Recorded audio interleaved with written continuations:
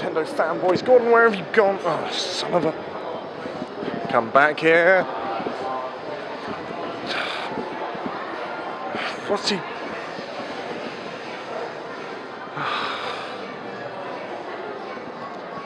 I hate Nintendo fanboys.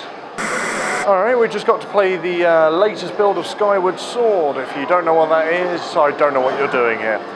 Essentially, we got to play a couple of the levels, the flying level, dungeon level, boss level. I kicked the flying level's ass, I kicked the dungeon's ass, and the boss kicked my ass, which is the only thing Gordon managed to film. Thank you very much, Gordon. You're welcome.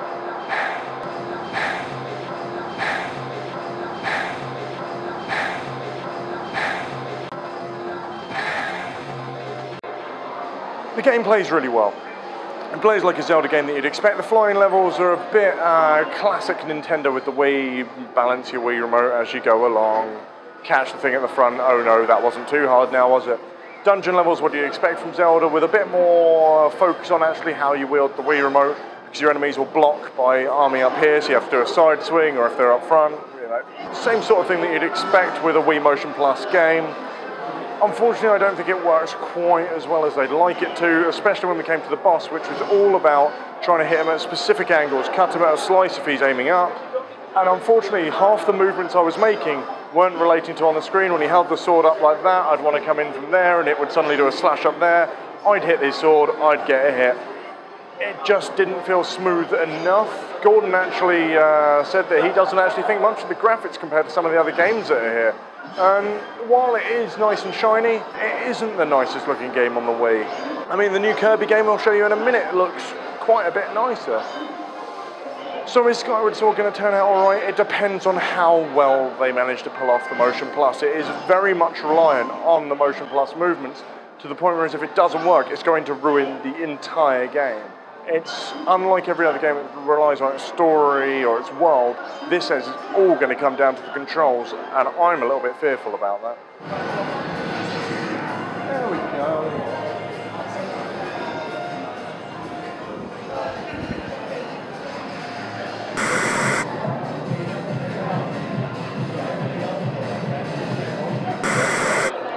T-brake. Bloody hard work, you know. Right, we've just given Kirby Wii a go. This is one I actually personally didn't know about. It's essentially, think the idea of New Super Mario Bros. Wii, where you got 4 players instead with Kirby characters. In the demo they've given us here, you can play as Kirby, King Dedede, Meta Knight, and another character that I can't remember the name of, but I'm not a huge Kirby fan, but I am now, because this game's actually loads of fun. They've explained that you can, in the end, actually play as 4 Kirbys in the full game. Essentially, it's a platformer with all the other characters kind of supporting Kirby as he goes through. They've got their own special abilities, but Kirby can obviously pick up his actual abilities. This isn't Epic Yarn, this is proper Kirby with his actual moves. One of the things that they've definitely said is at the moment there are no plans for online. They actually want this to be one of the games you invite all the mates around your house, you sit down on the couch and you play through this game, and I actually can see that happening. An online instrument would have been nice to have, but to be honest, this really does feel like one of those ones where you actually troll your mates, pick them up and throw them down a hole. And it is fun, it's not too difficult from what I've played, but that doesn't really seem to be the point. The point is about enjoying it. And actually, as the Wii games go so far, I'm really looking forward to this. They keep feeding me. Oh, God. Good dog. Okay, we just played the Mystery Case Files, the Malgrave Incident. It's one, again, I haven't been following, but it plays a little something like Myst. Static backgrounds and you point and click to move about, something that hasn't been seen for a little while, to be honest. Some of it's interactive and will actually zoom, you'll actually move, whereas other times it'll load and you'll just move to the next area. But you essentially find a puzzle or something, a gate you can't get through, and you'll find then a pile of stuff. And you'll have, I believe, 12 items on a list. These will randomly change every time, and you have to find the items you want. You can play this with multiple people to look through the items, or you can play it by yourself. Zoom in and out to see where you can find, and to be honest, finding some of the stuff is incredibly difficult. Trying to find a spoon in a pile of items is not that easy. Turns out it was on a rock. Thanks. Anyway, Essentially, you eventually find the item you want so you can get through the next puzzle, but it's all about going to these scenes and then trying to spot everything. And it is kind of a one of those games that normally you would kind of play co-op with one controller. You know, you have someone sitting next to you going, oh, he's over there, whereas this is actually getting them involved with the remote as well, even if player one has control of the camera. You know what, as long as it's long enough, this one might be worth a look out for, but I would hope it would come out for somewhere around the £30, $40 mark, so hopefully we'll see more of that soon.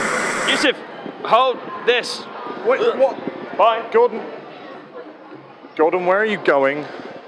He's not back in the Star Fox thing. Gordon, come on, I need to be filming right now. Gordon.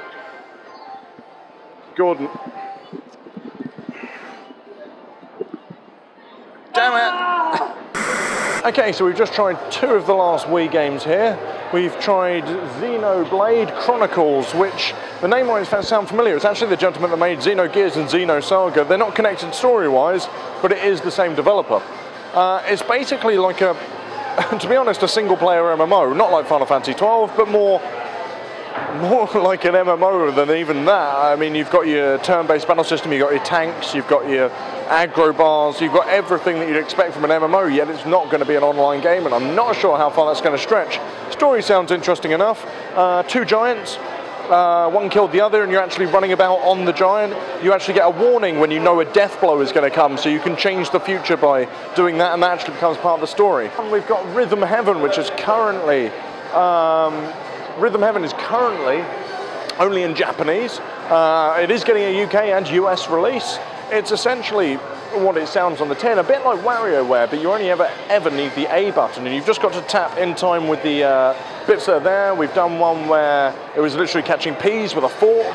That was kind of fun. Then we had one with a samurai. That was really difficult because it even blacks out the screen. You just have to listen for the sounds, but it's quite thematic. And then Gordon tried one with a flying ship with a cat and a dog in it, and that would look really hard and he sucked. So yeah, that looks quite interesting, and it might be the next WarioWare for the Wii. 2 very, very different games, but 2 things that actually suit the Wii quite well. It's just whether either of them will sell very well. The thing is with the Wii games is it's all much more of the same. Unlike the 3DS, this is all stuff that we've seen previously. Skyward Sword might be using new motion controls, but the rest of it is all stuff we've seen before. Kirby feels a lot like a Mario game. The Sonic and Mario at the Olympics is Sonic and Mario at the Olympics with a few more games. And these are all much, much more of the same thing. Now, while I say all these games are much more of the same from the Wii, these are the games that made it one of the best-selling consoles of all time. They're selling to Joe Public, not gamers like you and me, and they always have been. These games are going to appeal to them much more, as much even as they're going to appeal to us. Skyward Sword is a game more than Nintendo fans are after, but Mario and Sonic at the Olympics sold amazingly last time, and 2012 version is going to do just as well. Kirby is a 4-player co-op game that everybody can play. Why wouldn't they? Just Dance 3. Dancing games are popular at the moment. I don't get it. Gordon's been trying to get me to play it. I'm going to force him to play it in a minute. That's not the point. These are the games that made the Wii sell, and Nintendo are just doing the right thing while they wait for the Wii U to be finalized and on the shelves. Why would they change the formula now? And that's it for the press conference at London. Nintendo have shown a number of things here today without even showing the Wii U. They've shown the 3DS lineup and the Wii lineup for the next year. And what does that actually mean? Actually quite a lot. Many people have been upset about the Wii U, and some people very much over the 3DS. But what Nintendo have shown here is they know what they're doing when they make games. They know how to market, and they know who they want to market it to. These games are brilliant. These are the reason you should own a DS. Yeah, I do feel some of them should have been out at launch date. Yeah, I feel games like Snake Eater are old games with 3D to try and give you a bit more of a gimmick. However, there are some really good titles there, especially Luigi's Mansion for the 3D, that really stands out to you, that shows you the 3DS isn't just a gimmick. And the Wii, well, as I said, they're still doing what they normally do. And, well, that's what made it sell, so why should we question that? If there's anything at this press conference I haven't covered or you'd like to ask more questions about, please leave a comment below. Either I or I'll make Gordon respond for me. I mean, he's my trained monkey. So yeah, come back to Blistered Thumbs. We've got loads more stuff from a number of people that they want to hand on to us later in time. So come back, have a look. We might have something you'll be interested in.